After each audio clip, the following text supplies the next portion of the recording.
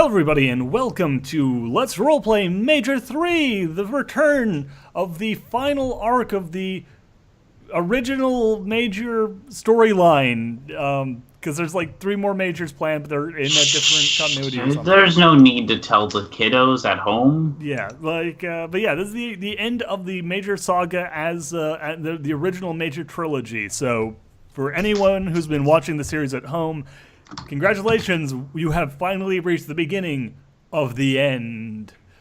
I am, of course, your host, Duhad. Joining me, as always, is our wonderful GM, Belil. I wouldn't say wonderful, but okay. Yeah, shut up. We also have our delightful players returning from Major 2 and Major 1, Zombie Cam. Hey, everybody. Winter. Hello, hello. Returning just from Major 2, it's Morath. Hello! And finally, joining us for the first time in the Major series, though not on the channel, it's DeFrog, also known as Kit, because goddammit, I'm fucking sick of saying DeFrog. It's a hard name to say, comparatively. You will say it! You will say it! Oh, no, fuck you, Kit. Anyway. I don't Kid April, Winter, Cameron, Jaden, Graham. Okay. We're going to start using more proper names as people are comfortable with it. So, meanwhile, though, let us actually dive into Major 3, and we are going to. Well, I'm going to toss it over to Belil in just a second. But before I do that, I'm going to actually explain that this major season is going to be a lot different than the previous ones in that Belil has not finished the special major specific role-playing game system, but she has shifted the game over from Unisystem, which we were finding a lot of difficulties with in terms of the major game specifically, to the more rules light and more superpower enabling Fate Accelerated system. And Fate Accelerated is significantly different than Unisystem, but it's also not terrifyingly difficult to. It's not a terrifyingly difficult system. It's pretty straightforward. So I'm going to explain it in brief, and we will kind of explain it in more detail as necessary as we go along. But for the time being, the basic idea of Fate Accelerated is that you don't have skills. You have special stunts that you can do that are like things that you're really good at doing. You don't have equipment. Equipment is rolled into the stunts because it's just stuff that your character does or stuff that they have that is really cool. You do not have, normal rolls for, like attributes and stuff. Instead, you have approaches. So instead of, rolling strength plus melee skill, you would forcefully approach a problem or quickly approach a problem. And those approaches are careful, clever, flashy, forceful, quick, and sneaky. Each of us has built our character with like a mix of these 6 approaches, and we will explain them as we explain the characters as they're introduced one by one. In addition to the approaches, the stunts, the big defining feature of Fate and the thing that each of these characters has is what are called aspects, and these are things that describe the character and that they can use to get bonuses using things called Fate points. They come in the form of either bonuses that they get to use these things to make them better at rolls, or as penalties that things that the GM or other players can push them to do because it's something that their character would do. So each character has 3 aspects, and they're going to get 3 more over the course of the next 3 opening sessions. In addition to that, they have a high concept, which is the thing that defines their character as who they are.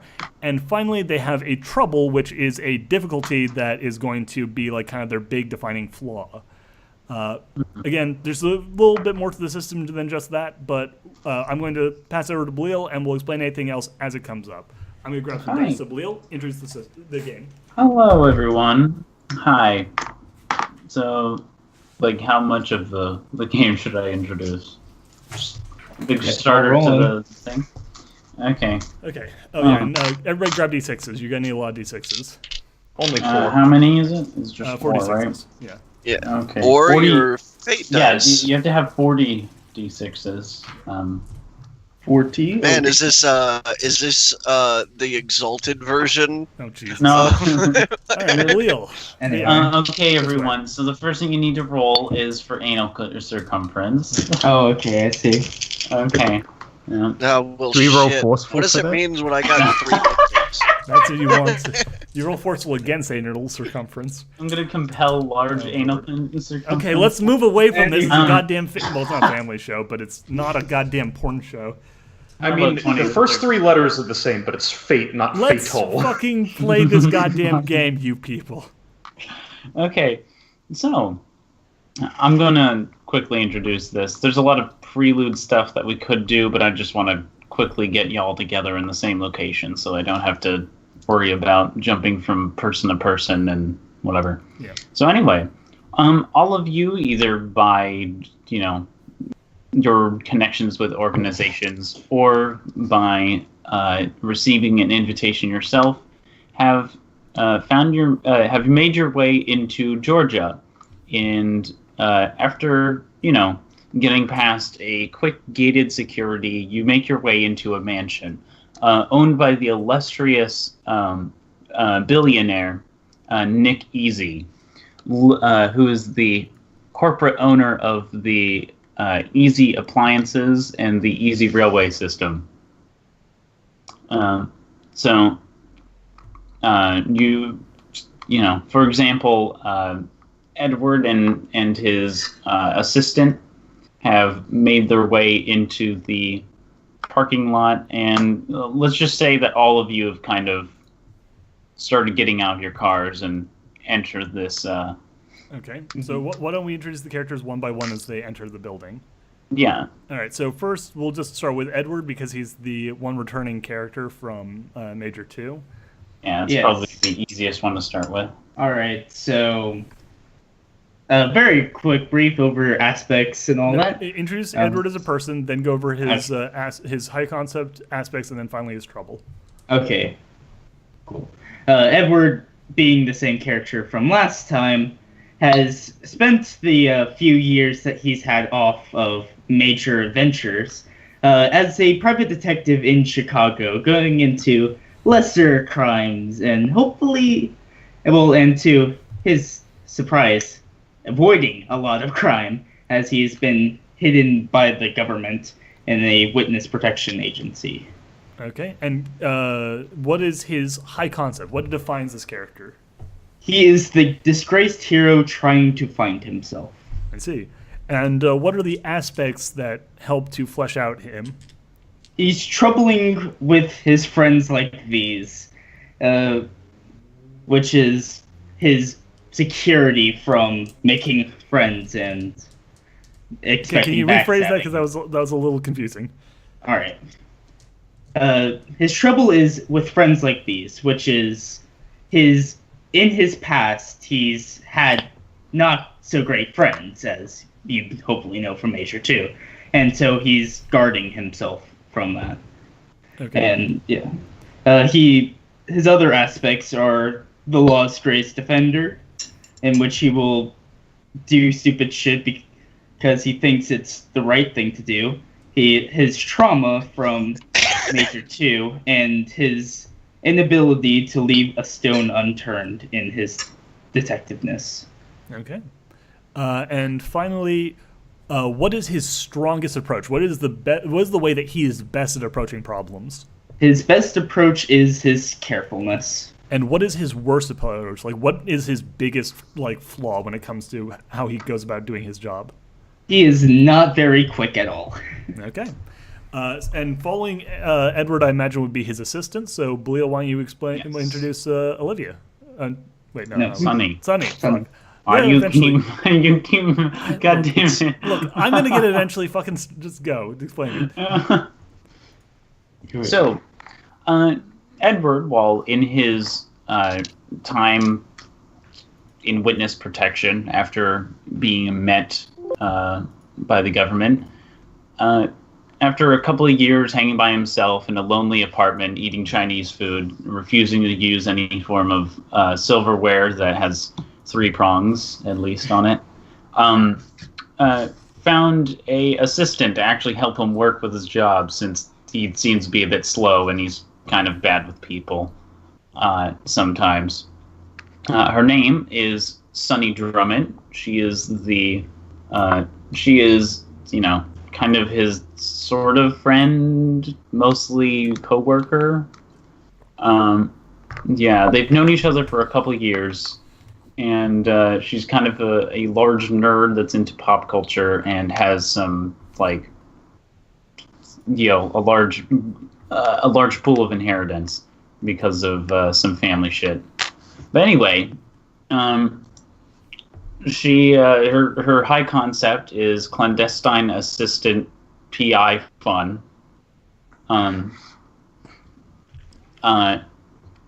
Her trouble is familiar face, which basically is people kind of tend to immediately they just find something off about her, so they just tend to dislike her off of immediate whatever impressions. Yes.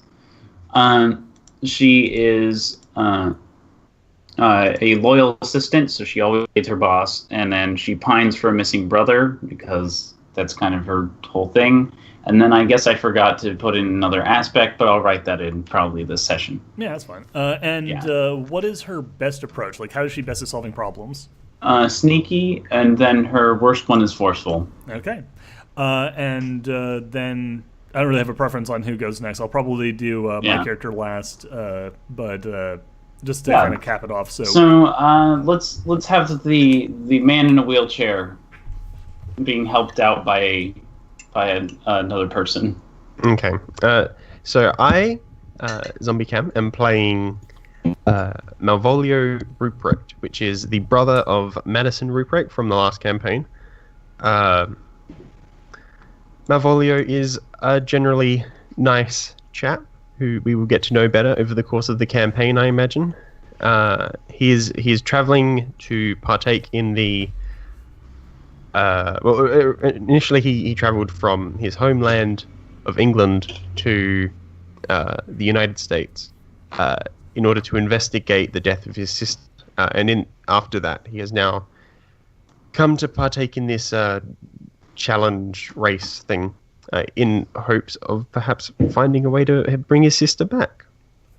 Okay.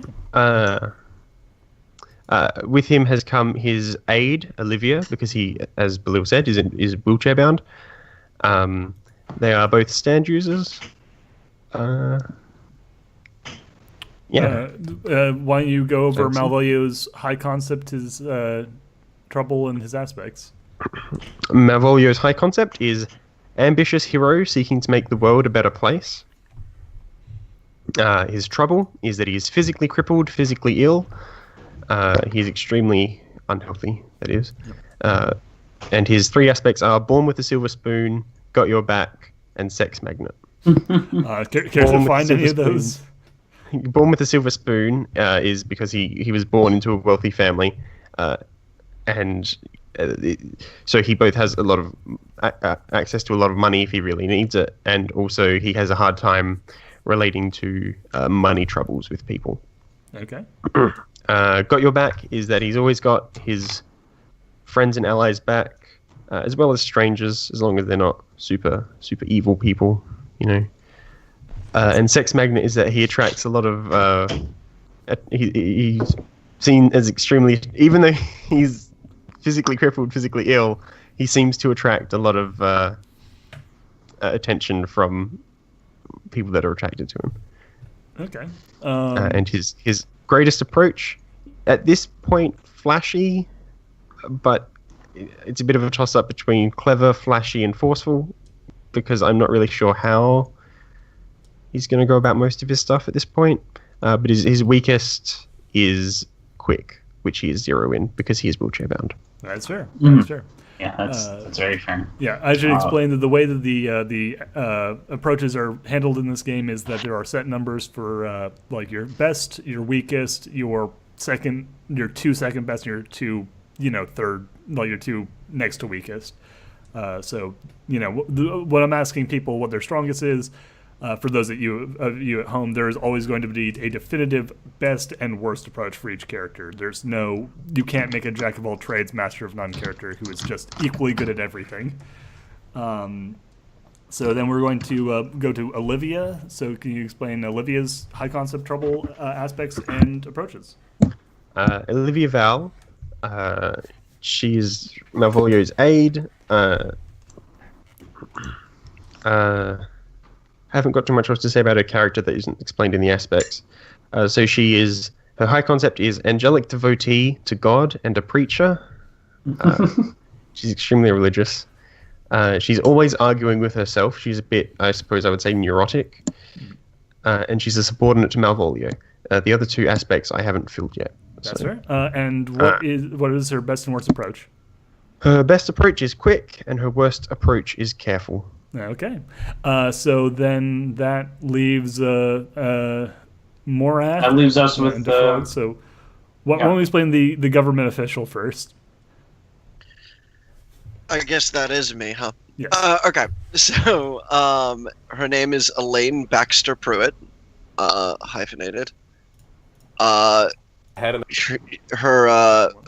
high concept is that she's a truth-seeking special agent.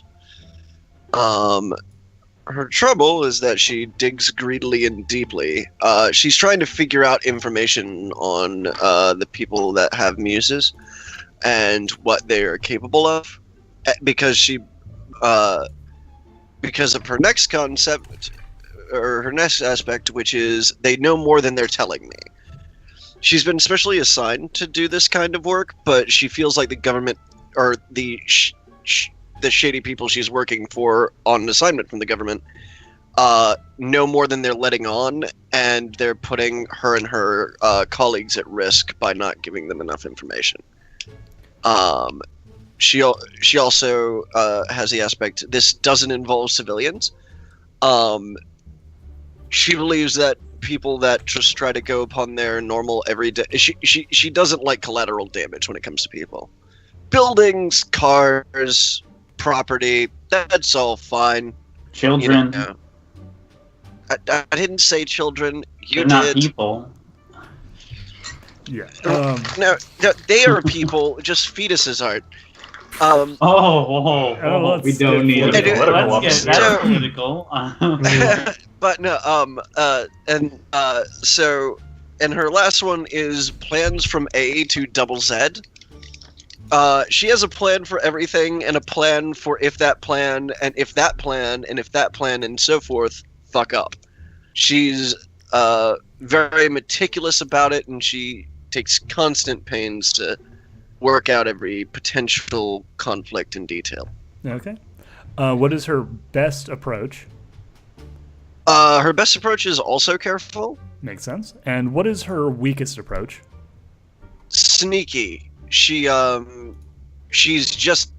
basically, this is her first field assignment, so she's not very used to the whole, I'm definitely not a government agent, I swear, even though she's not supposed to let people in on the fact that she's a government agent, despite the fact that she's wearing a pure black pantsuit with a black tie.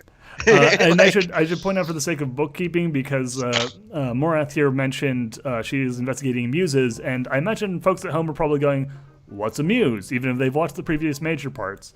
The reason for that is that we are kind of shifting gears a little bit right now. We're not fully shifting gears until we kind of start the new timeline campaign.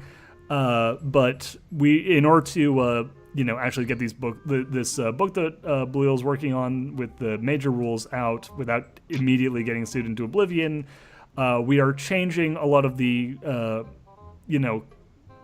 way that the system work is going to actually kind of shift a little bit away from JoJo, and part of that is that stands are being replaced by muses, which for this one campaign will still work basically the same as stands have worked in the previous major games, but going forward will have a bit of a distinctive difference from stands. We won't really go into that now, but just for the sake of upkeep. Yeah. Letting you guys know definitely when we explain say that when we use the new system. so but don't for worry now, about it. just when we say muses, if you are confused by it, just think these are stands. These are still essentially the stands from the previous games, just with a new name. And so we move on then to our non-government agent, but still defender of law and order, the lawyer, or member of a law firm family. The Shaw siblings kung fu action paranormal paralegal. Thank you very much. Oh my god. Yeah, no, it's my brothers that are the lawyers. I am playing Lee, Lee Shaw, who is sometimes known by his nickname Jet. Get used to kung fu movie references; they will be flying thick and fast. I already mentioned his high concept. He's a slender Chinese-American man with fine features, styled black hair, and hazel eyes.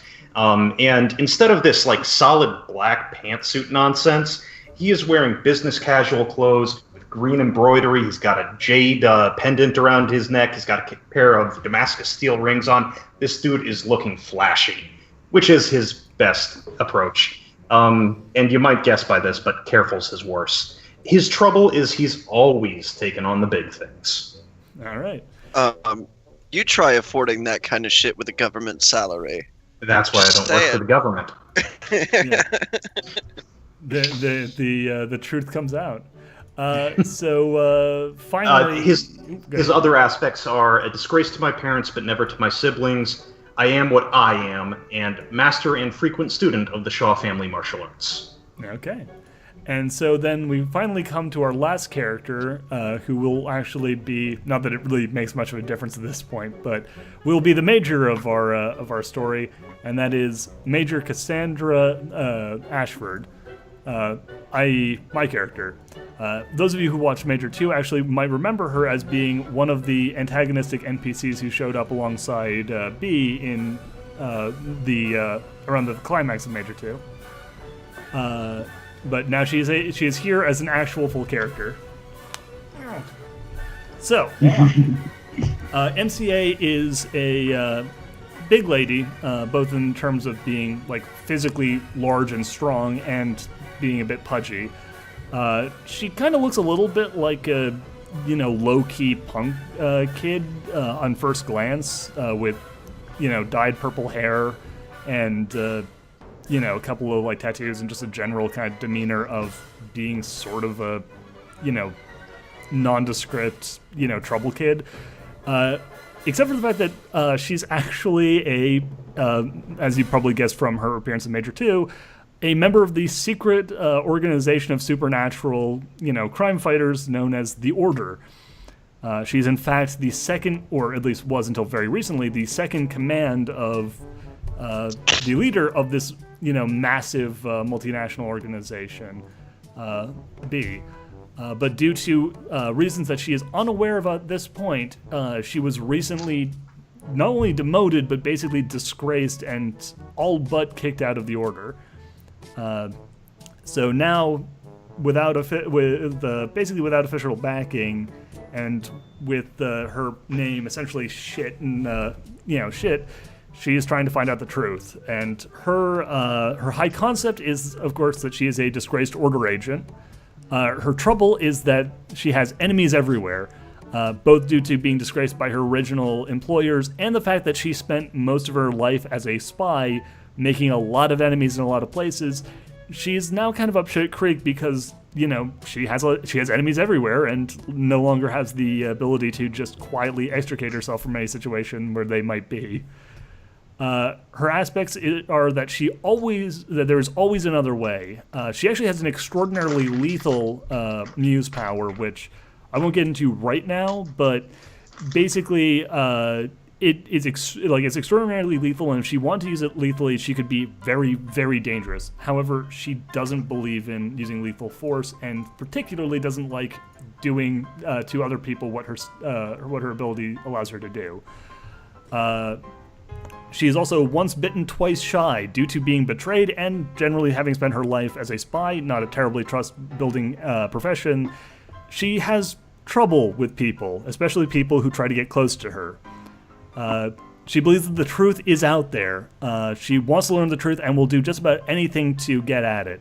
If she's in a situation where she can potentially find answers, she will walk across burning coals in order to get them. But she's also kind of blind, like that's sort of a blind spot for her. And, even in situations where it's probably a trap, she's still going to be like, no, I need to get in there. I need to find this shit out. Her best approach is clever because due to basically being essentially a MacGyver-like spy who always prefers to find an alternate solution to just shooting people, she's all about finding those clever solutions. But her weakest approach is flashy, since a lifetime of trying to keep a low profile has made her kind of bad at, big flashy displays of competence and, social frivolity. And that's all the characters. Nice. We'll get into their stunts and their actual move powers once that becomes relevant. But for now, Belial, it's all on you, girl. Hello. Hi. Hello.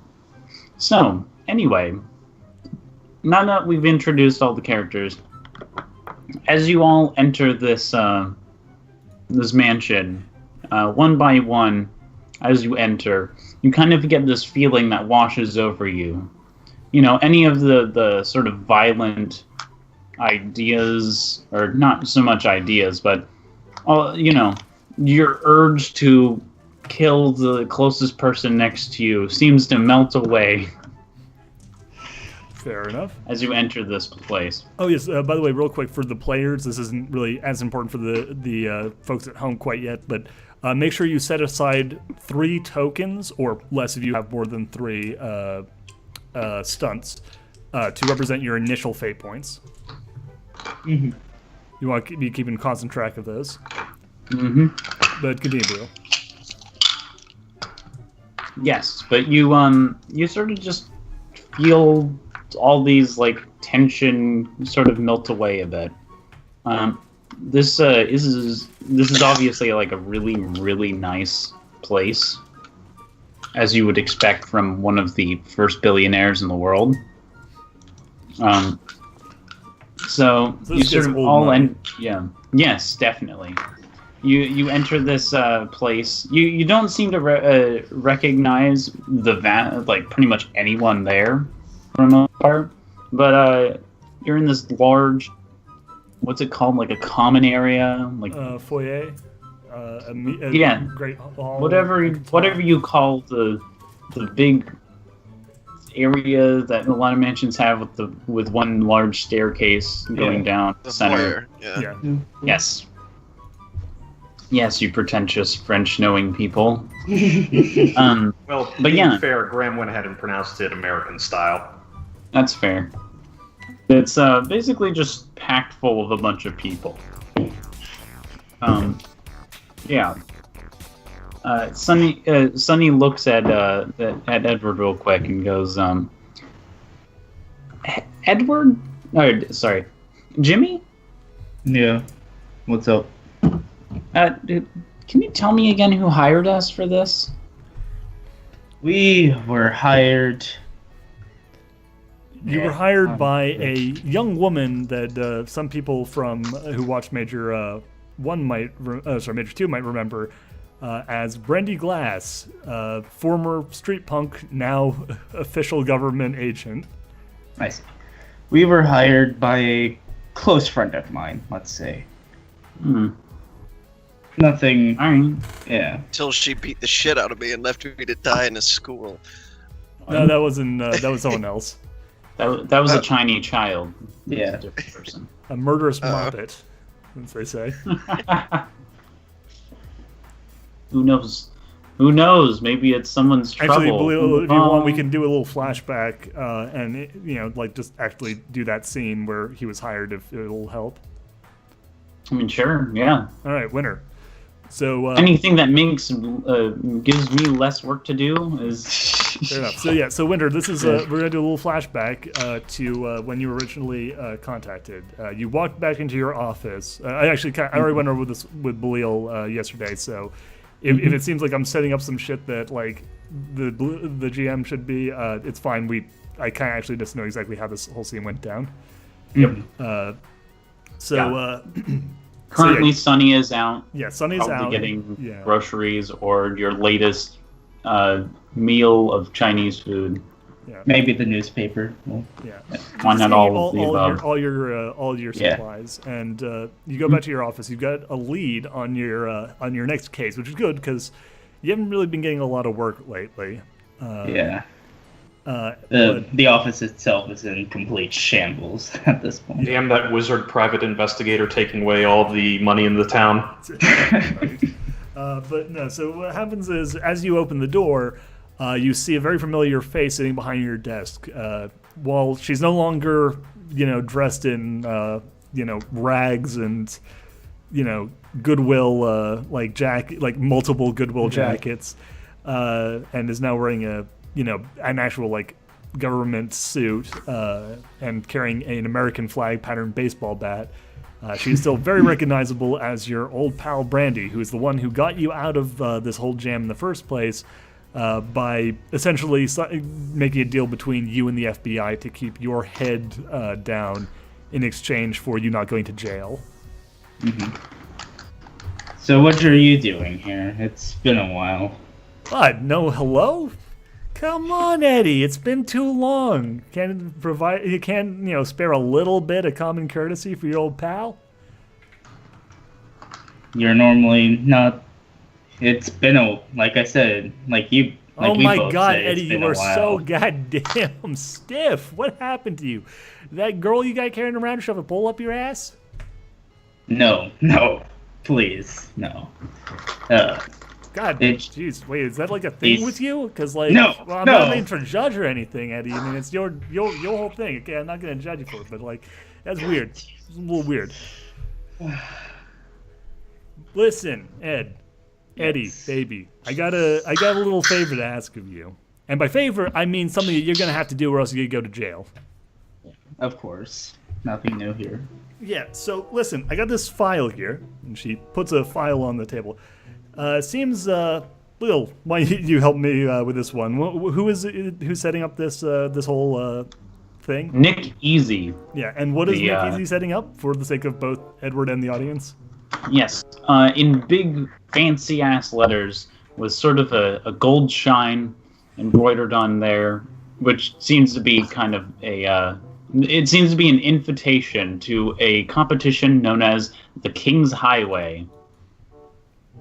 Basically, the sub thing under there is that Nick Easy is setting up a competition to find the strongest, and the reward is basically a massive fortune. Didn't know you cared so much for price tags. Well, I don't really anymore. All this stuff is paid for by the taxpayer, i.e. not you, considering the fact that you're technically living off the FBI's dime right now, which, seriously, get some goddamn work. Wouldn't kill you. I'm working. I actually have a case right now. Thank you very much. Yeah, that thing about the missing dog, yeah. Listen, we got something a little bit more important for you to do. This right here, and she taps the paper, this right here represents a potential massive threat to national security, okay? This guy, this Nick Easy guy, yeah, so he's what are they calling it now? Muses? I get confused with these fucking terms.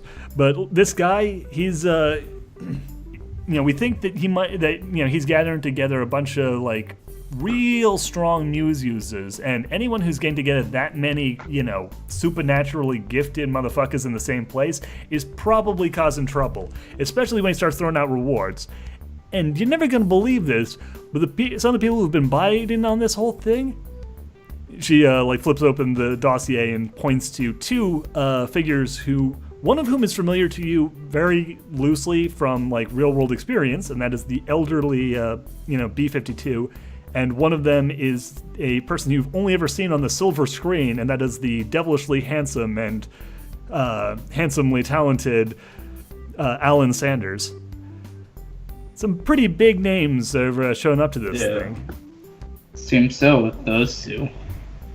Well, I guess I'll get. When exactly is this? Well, dates on the thing, as is all the information. But here's the deal.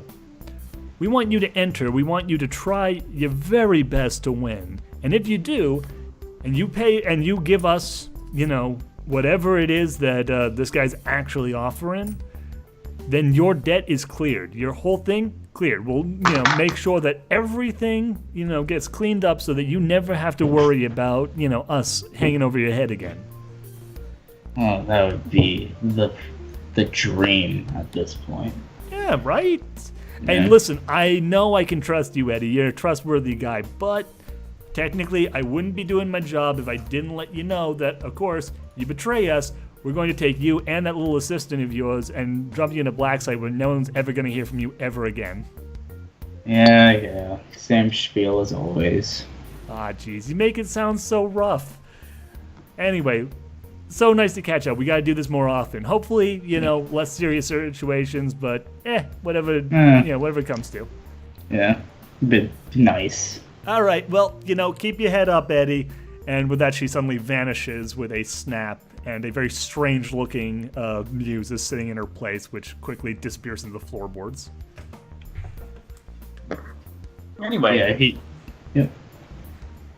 Yeah, he just takes it off and starts to look through the files, and I'm sure the camera pans up or something. Yeah, well, The camera pans up, and we go back to the modern time. The far future of 2005. A long time ago in Clever a way of galaxy doing it. not very far away. Edward looks at like a note in his hand, and then that acts as the what's it called? Scene transition into the modern times, where he's looking at the same letter. Yeah. Mm-hmm. Perfect. That's a good Sure. shit. Yeah. He then just stuffs the letter back into one of his more nice jacket pockets. But Now, Edward, something that you may notice is you don't see any sexy acting vampires around you, or No. at least the one that you know. yeah. Can't find the other one as well. The other person who was in that document. Yeah, I can't really. Don't quite know. Might as well just let me see if I can find anything. Yeah. So well, this I mean, is, this is going to be the first time we're taking a roll. So the way that rolls work in this game is, again, a bit different than normal. What you're going to do is you're going to take 2d6s, and you're going to roll them. 46. What? No, it's 2d6s in Fate Accelerated. The lowest possible result is a -2, which is a 0 in a roll, and then 2 failures. Okay. So And speak of the fucking devil. oh, Jesus. Okay. What? So I rolled. It's got 4 on page 13 here. Oh, is it? All right. Well, fair enough. We'll roll 2 more d6s then. Add those to it. But okay, but again, this is the way. Technically, what you're supposed to do is you're rolling fate dice. We don't have fate dice, and we're not going to spend money on stupid fate dice because literally all they are is a d3. 1 and a 2 is going to be -1 on the final result. 3 and a 4 is a 0 on the final result. 5 and a 6 is a +1 on the final result. Then you add, in this case, clever as your approach. You mean careful? Sorry, yeah, careful. Sorry, yeah, careful. congratulations.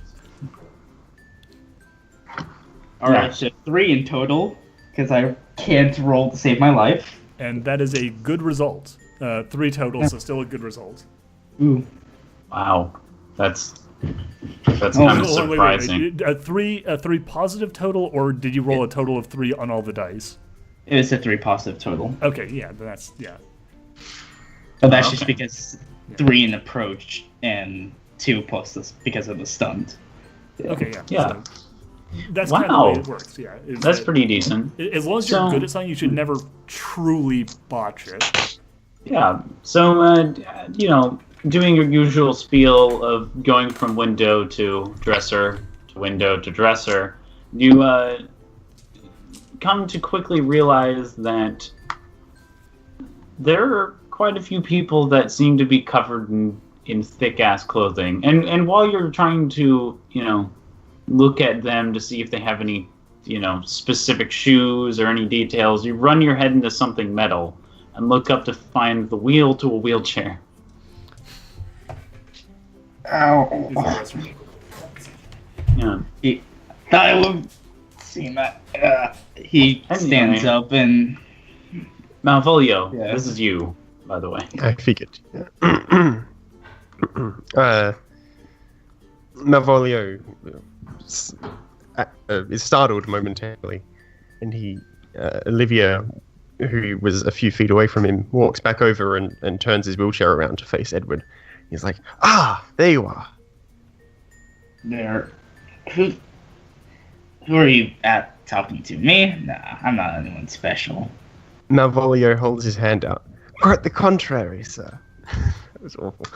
and holds out his hand to shake it. It's a British sounding Australian trying to do a British accent. Yeah. Yeah. He holds out his hand for you to shake his hand. He says, Yeah, Malvolio, pleasure to meet you, Edward. That's not me, you see. My name is Jimmy Jailbird. I think you're clearly mistaken here. Jimmy, what's he saying? I think he's just confused. I don't know. Well, anyway, hello. My name's Sunny Drummond. She holds out her hand. Malvolio shakes it eagerly as his frail body can handle. You have really nice eyes, Malvolio. Edward, something that you do recognize is his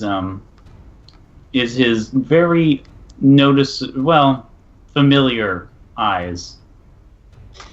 They're a very bright green. And they look like they're making fun of you all the time, and like they're gonna throw a spoon into your chest. Sonny, yes, thank you. They run in my family. Yeah, Edward tries to hide his eyes from looking. Malvolio reaches into into a little pocket on the wheelchair. Olivia is continuing to stand there with a rather stern face, looking at all of you. But Malvolio pulls out a small notebook and he opens it up and says, "Are you sure you're not Edward? The description matches perfectly."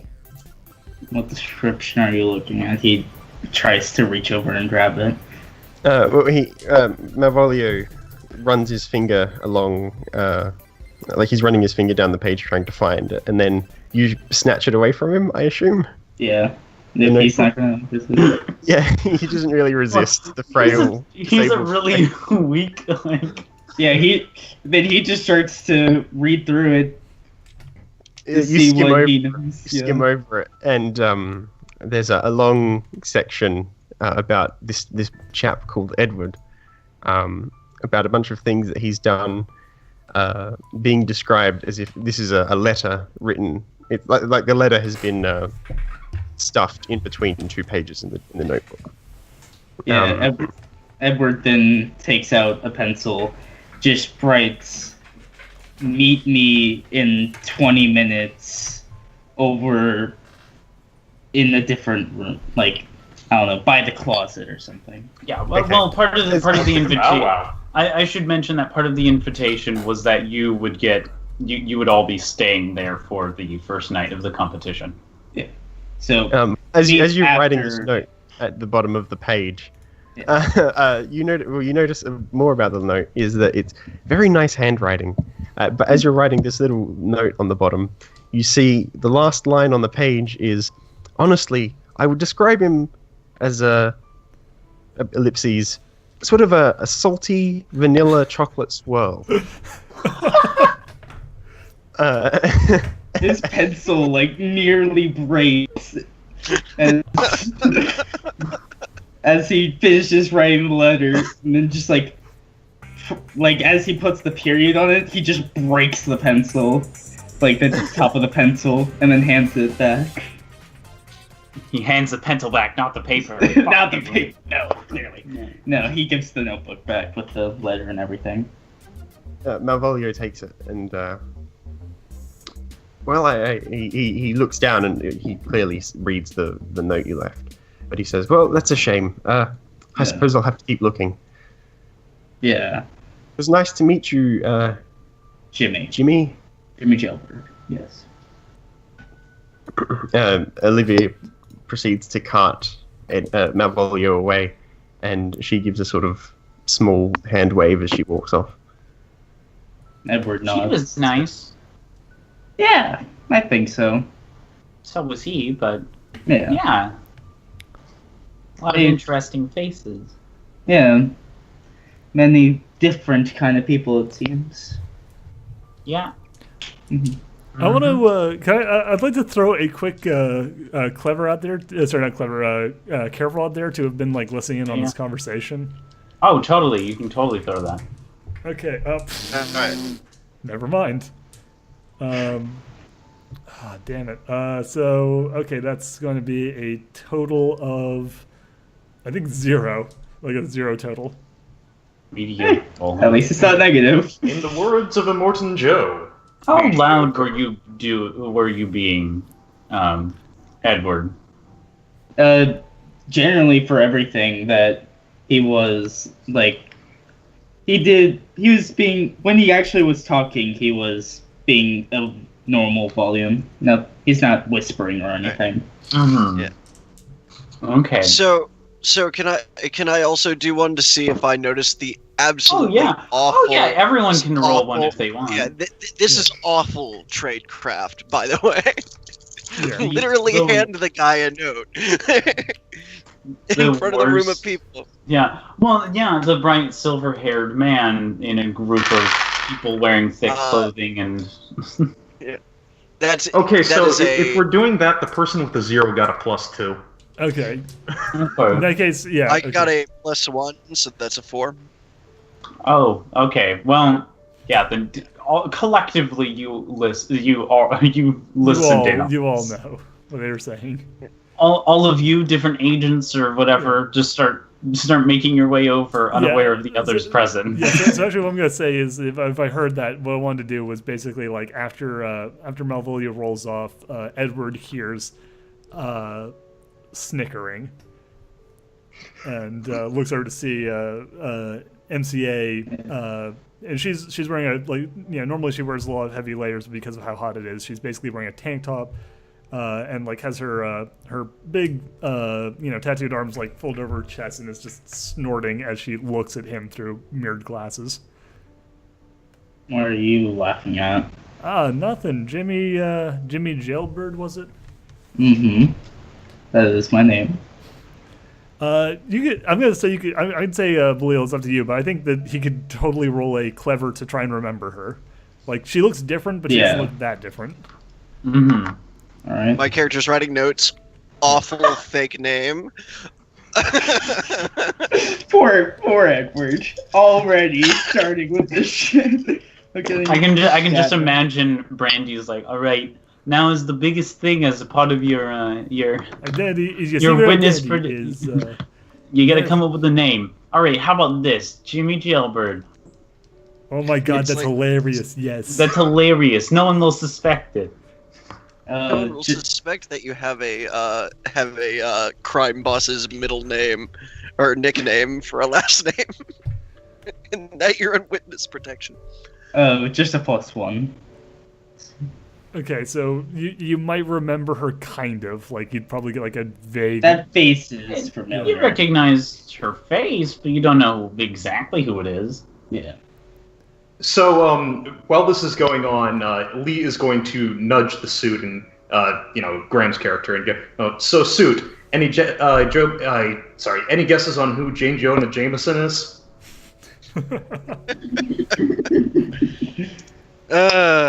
No.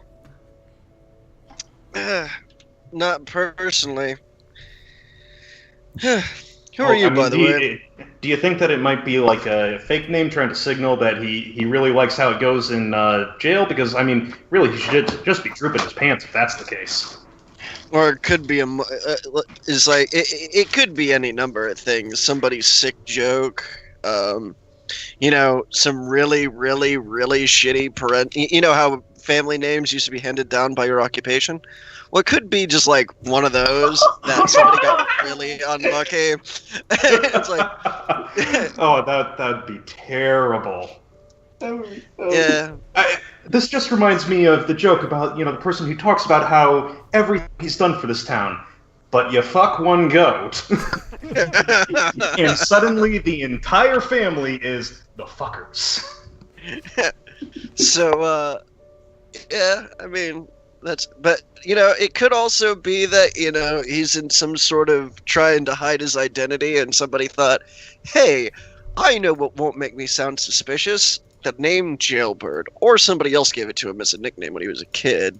To be fair, Which might also allude to the whole, liking the way it goes in jail. being that this is a high-profile supernatural competition, you wouldn't be surprised at the number of aliases being used. Yeah. What's your name, And by they're the way? just about as stupid as the ones that were in the movies that I acted in. So what's your name? Oh, I'm Lee. Nice to meet you, Lee. Elaine. So, what exactly do you think will be the whole hullabaloo at the house thing? Never felt good whenever I went to one of these places at work. I'm going to slip the notebook back in my pocket after making another note as we're talking. Oh, I am absolutely certain that what we're going to see is, probably the guy's going to come up, boom, points right there.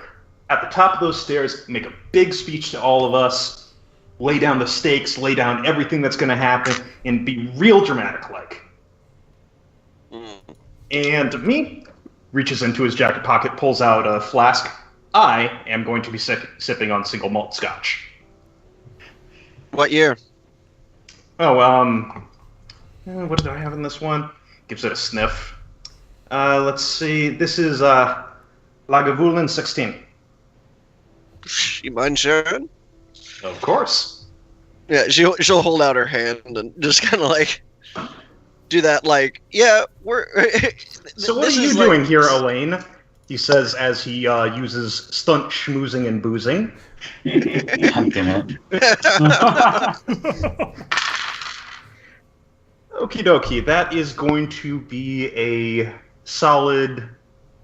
Holy shit. That's going to be a solid 6, which is a fantastic to go ahead and get information out of you. Working. Oh yeah, what kind of work? Apparently, yeah, I'm gonna look down at my clothing. Government work. Well, yeah, I get that you're a suit. That's kind of obvious. I mean, you got the cheap loafers. That is off the rack. Black tie. Come on. Gotta have some more style here. I mean, you don't even have an American flag pin. Where's your American flag pin? Come on. You gotta be what? FBI? You'd be right there, at You're least primarily. FBI, yeah. Take another drink. Yeah. I'm gonna do the thing. I'm also gonna roll careful, not to try to avoid just there's schmoozing and boozing going on, so I'm rolling for a predetermined STD check real quick, because we all know how these end. No. But Sell you like that? But no, Yeah. so yeah, you're trying to get information out of her. She'll tell you, and she'll tell you quite a bit, but I think we'll let that Yeah, move. no, just elsewhere. on the side kind of Yeah. stuff. Yeah. Makes sense. Oh my, one more. So what? Because again, the audience at home does not know any of the stuff we talked about behind the scenes. So, Morath, why don't you actually explain what your character divulges about their actual stuff that that Jet now knows, and that the audience would probably like to be able to know as well. Break the fourth wall. I mean, as much as the role was good and everything, there's just stuff that she would not divulge. However, he does find out that Elaine really likes cats, owns 4 of them. Her elderly neighbor is watching them while she's away.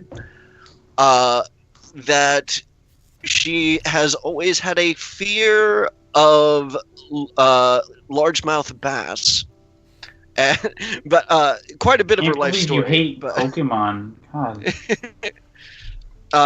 but that she works for the FBI, and that she's complaining about her new boss that is not, her old boss that she started with under her old unit. So Okay. she's changed units recently. But that's about Yep. all you got. And I can probably also guess just by the fact of this place that, 1, something to do with the supernatural, and 2, the fact that she's changed units and such probably suggests some sort of task force. Yeah. Nice. Makes All right, sense. Sounds and great. Meanwhile, while that's going on, MCA and Edward are going to have a very brief conversation. Because, like, Edward, you were about to go off to talk to Malvolio in the closet, but MCA, I'd like to hold you up on your makeout. 7 minutes in heaven? I'd like to keep you from your makeout session for just a little bit, if you don't mind, Mr. Jailbird. It's not that, but what do you want? Oh, nothing much. Sorry, you have one of those faces. It's really, it makes you look real familiar. I can't help shaking the feeling like I've seen you before. Well, the same goes to you. So You ever been we to probably have. you ever been to Boston or London? No, I can't really say that I've been to either of those. Bangkok, Yeah. maybe? No, I never really left the States too much. She kind of sidles over to you and puts an arm over your shoulders. Geez, I can't help but feel like I know you from somewhere. You ever been to Quad City? There we go. Yeah. She tips up her glasses and looks at you, like not with like a questioning or like searching look, but a like idiot like pay attention look. Yeah. Like, yeah, I feel like I've seen you before. Funny thing though is I don't think I remember anyone. I think I'd remember someone with a name like Jimmy Jailbird. Yeah. Someone like that. There'd be the type of person who someone would want to make a note about. Someone might want to kind of keep their eyes open on. Someone would want to wonder why they were here. Especially if that same Jimmy Jailbird person happened to have been involved in some shady dealings back in the day. Yeah, he's like starting to put the pieces together. Yeah. And, Oh, yeah. and she like basically like starts patting your like your breast like your like chest, like your upper chest, like breast. She starts groping you. Like she's like patting like essentially your breast pocket, and like I don't know whether or not you actually like Edward actually knows what her power is, but like if he does, he knows that this is like a very serious threat. And I think, yeah, either way he takes it as a threat of some sort. yeah, and she says, because the thing is, someone like Jimmy Jailbird with their old friends. Criminal friends involved in shady dealings or really dark dealings. Yeah, like little kids. Little kids sometimes get into real big trouble. Yeah, they get into stuff way over their heads and they didn't even know what was going down. Yeah. And it makes one wonder, are they doing that again right now? Is that what's going on right here with that poor little child you're going off to make out with in the closet? Can't do it. A, I'm not gonna make out with that kid. B, I I'm kind not of know open-minded. that, Eddie. Are you talking about Malvolio? Yes. He's the same age as both of you, as at least Edward. Well, they're both kids to her. Yeah. Okay. Yeah, with his actual And name Edward's trying to again, seem he's, cool by calling him a he's kid. thinking to himself, God damn it. My secret alias That is young, not... that young man over. If I'll call young man, she's not that much older than them, but she's older than them by enough to be condescending in when. Are being you like threatened. 28 or 27? I think she's like 27. Yeah, I know Elaine is 28. Yeah. But she says, because if just on the chance that this something like this were to happen, and that Jimmy Jailbird or whoever it was who I met back in Quad City was here to cause trouble and to start messing around with the son of a famous actor. Well, some people might get a little concerned about that. Well, there should be no big there should be no big troubles here. There I should be will no big promise trouble you. in Little China. Oh, fuck. There should be no troubles in here. Nothing will happen like that. We're just gonna talk. That's all. Fair enough. And she kind of slides her arm out from back around around your shoulder and pats you on the back. Well, Jimmy, you have fun. She shoots a wink over at Sonny and says, "Careful about this one. He's a real lady killer." And then he audibly laughs, thinking that's just a joke. It wasn't. Like trying to play it off. Yeah. But yeah. And she lets you go and talk to Malvolio. Yeah. Jimmy? Yeah. Why does Yes. everyone keep calling you Ed? I think me and No, this just leave other it at that. Just yeah. Okay. Okay, and what about Quan City? I was there for a short period of time. Well, Yes. when? Were you there during the Quad December? Quad December, by the way, is what is referred to as a tragedy that is known as the basically Major 2, Yeah. as an aside. Major 2 in universe is now called Quad December. Also, Blue, can you toss up Sunny's character sheet onto the Skype thing so we can actually see her aspects? Oh, yes, so that you can do all the compulsions and Stuff, yeah. shnikes. Yeah.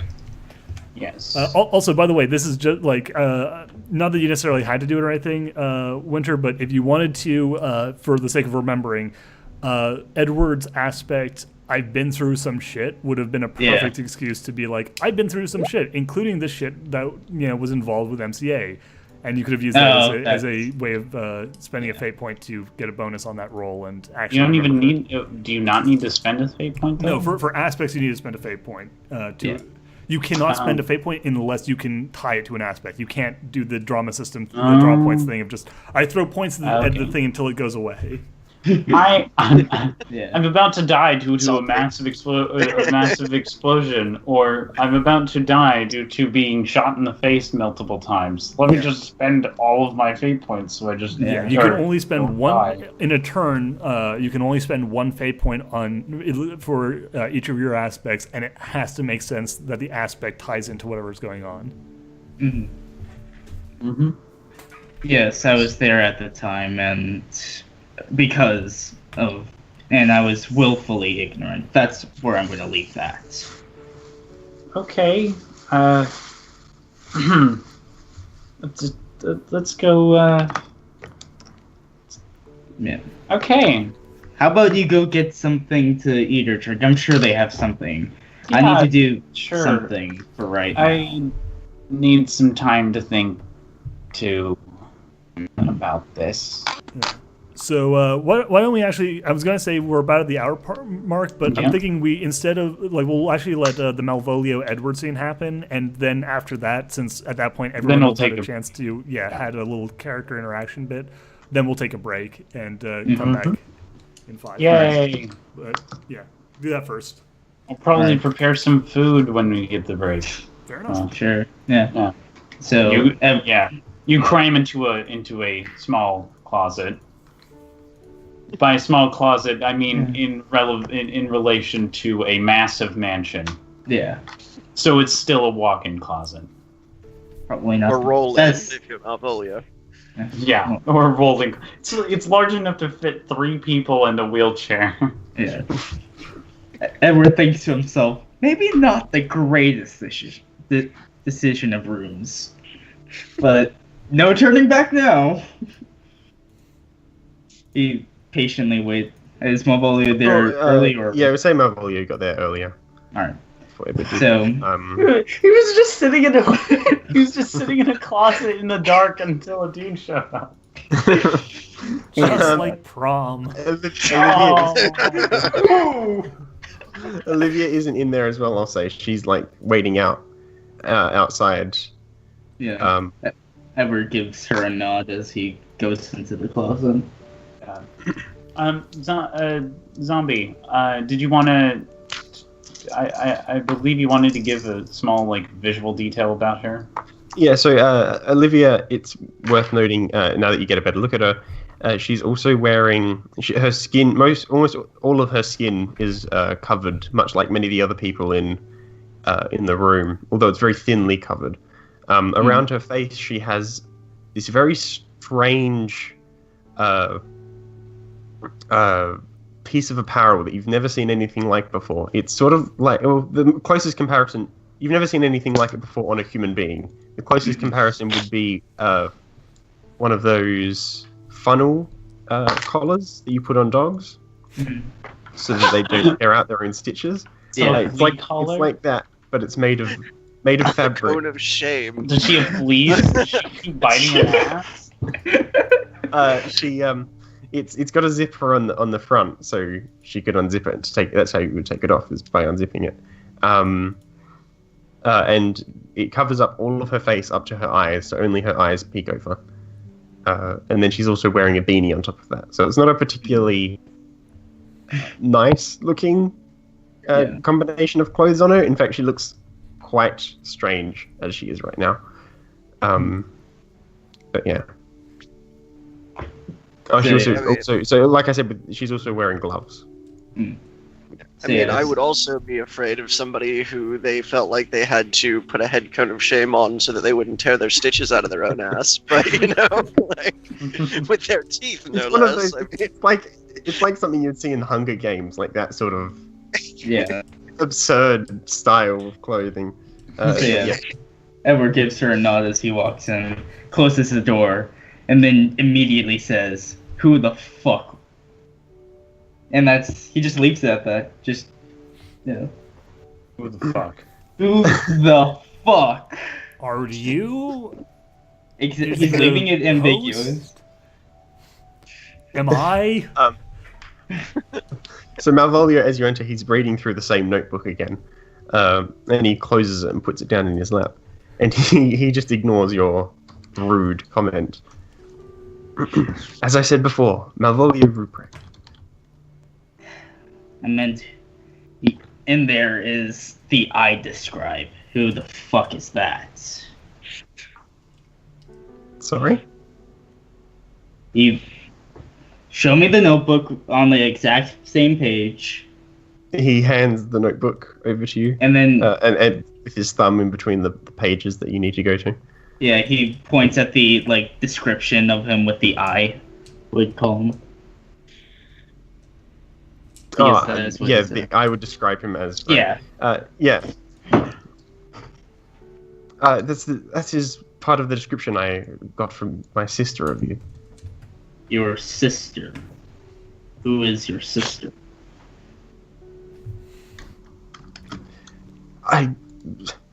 You really don't remember? She said the two of you were quite close. Madison? His hand clutches onto the bar. No, not another one of you. He in the dark closet, face you swear you see Malvolio grinning smugly, but you can't tell for sure. It might be a brain tricking you. I'm gonna actually, just for the sake, because I want to actually have one compel in this thing before we actually get to the first break. Edward. Yeah. Because of Malvolio's sex magnet aspect, I want to compel you to start feeling really nervous because you suddenly realize that this dude's actually super hot, and you're locked in a very small closet with him, and you have not gotten laid in forever. And he looks like an older male version of Madison. Which is going to be some creepy twist. Now, the way this will work is I'm offering you one of my currently 3 fate points. If you take this compel, you get my fate point. But you have to spend the rest of this scene, and probably the rest of the campaign, being physically attracted to Malvolio and dealing with that and being really awkward during the scene. Or you can refuse it, but then you have to give me one of your fate points. You know what? I'm gonna fucking take it. All right. I'm down a fate point. You're up a fate point. You are now sexually Especially 'cause attracted he's like- to Malvolio, and during the scene, feel really, really nervous around him. Yeah, how tall is Edward, by the way? 6'2". 6'2". Yeah. So, like, that means that Malvolio is, like, right at blowjob level. Oh. In a closet. Just pointing this out. So... Hey, kids at home. Yeah, it's Don't Google it. Just don't. But yeah, so no, Edward's starting to feel real damn flushed because he suddenly realizes this kid's super fucking hot. Well, this young man around my own age. Yeah.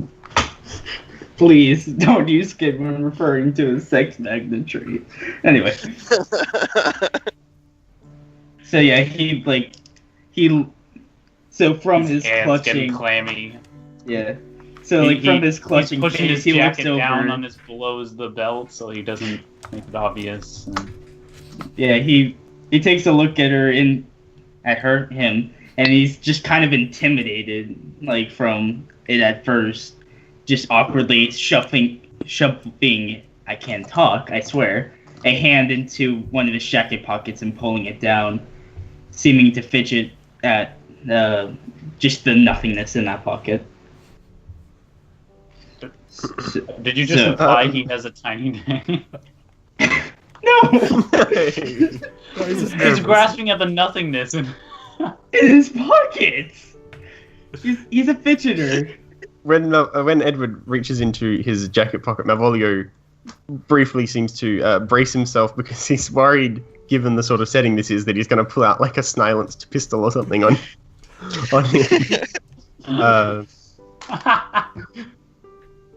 Oh god. This is a silence PPK. Enter at the right level. You know what to do. Oh my god. So, Malvolio continues. He reaches down into... no. So, you are Edward, then? Yes. Only someone who's met my sister would react like that.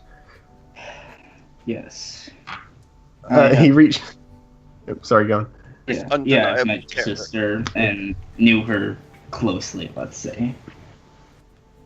Good. He reaches into the same sort of pocket connected to the wheelchair and pulls out a bulky envelope, and he hands it to Edward. This was what she left you in her will. She left me something in her will? That's ridiculous. He decides to open the letter. Yeah. Just like he's expecting a trap at this point. Like dog shit in an with envelope. friends that's been like spared. these. Yeah, I was gonna make an anthrax joke there, but okay. Yeah, with friends like these, this is a fucking trap. But his inability to leave stones unturned means that he has to open it. Also, this guy's way too cute to be luring you into an ambush. Yeah, that is fair. I love this. He is going through a mix of emotions right now. Well, getting the envelope, the first thing you notice is that whoever had this envelope at some point along the chain mustn't have cared very much for it. The edges are sort of the envelope are dirty. There's like coffee mug stains on it, and there's like other unnamed fluids. Nothing sexual, of course, but it's just someone who clearly didn't care very much for this letter. But as you open it up, inside there is the letter addressed to you, to Edward, and a golden pendant on a chain with a picture inside of it. I can't remember who it was, but Madison stole it from your bedroom. It was Kentucky. Yeah, sure. Of his what is it, like great grandfather or his grandfather? I It guess was his right uncle. his great. Yeah, so Madison stole it and then Yeah. sent it away back to her brother. Yeah, as soon as he opens it, he's really confused. And then he looks down, he looks at it for a moment and then back at him, closing it and putting it around his neck kind of loosely, trying to hide it with the jacket and shirt that he's wearing. He's also And wearing then- a badge around his neck. Yeah. It's He has a lot of I have things Too wrong. many neck things. God damn it. God damn it! I need to get into like a bracelet or something now. He then opens up the letter and reads it. I haven't got anything in mind specifically for what's in the letter, but it mostly goes along the lines of, "Hey Edward, you fucking prick. Just wanted to let you know, I think you're scum. Miss you. If you think I'm gone, sorry, I'll see you. Lots of love." Yeah, Yeah. the usual. The usual letter that Just everyone. The usual letter from a dead child. Yeah. The bottom of the letter written in blood. Soon. Everywhere you look. Yeah. Okay. Yeah. So Edward, how do you react? Yeah, Edward just closes it quickly and shoves it into one of his pockets. Well, that's her, all right. There was another part of the gift, but Oh, well, I won't give that one to you. right. Thanks for telling me. Oh god. I have an idea of what that is.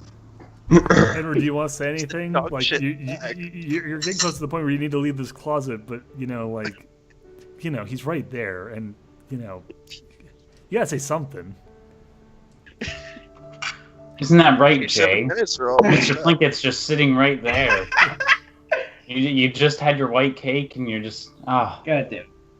something about him. His sickly It's his sickly. his Pallor, sickly features, his thin cataracts in his pale eyes. lip. Yeah.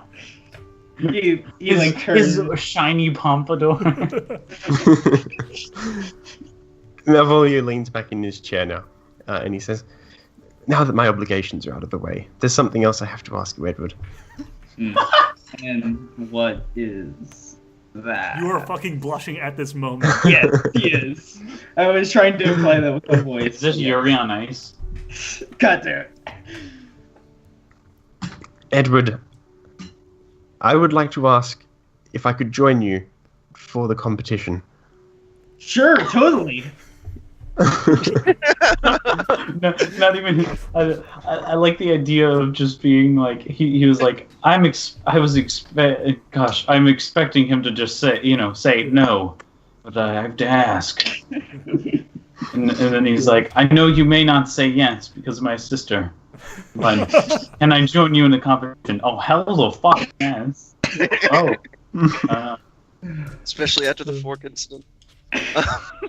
I think Edward would be okay with one of the rubrics to, put a fork in him. Oh, Aw. so now we've established the two of them teaming up and have gotten one step closer to the whole crew getting together and moving out. We're finally going to take that first break. So please be patient. Join us tomorrow if you're out there on YouTube land as we continue into hour 2 or hour like hour and a half, 2.5 of Major 3 episode recording 1, whatever. So boy, see you guys in a minute. Bye. See ya.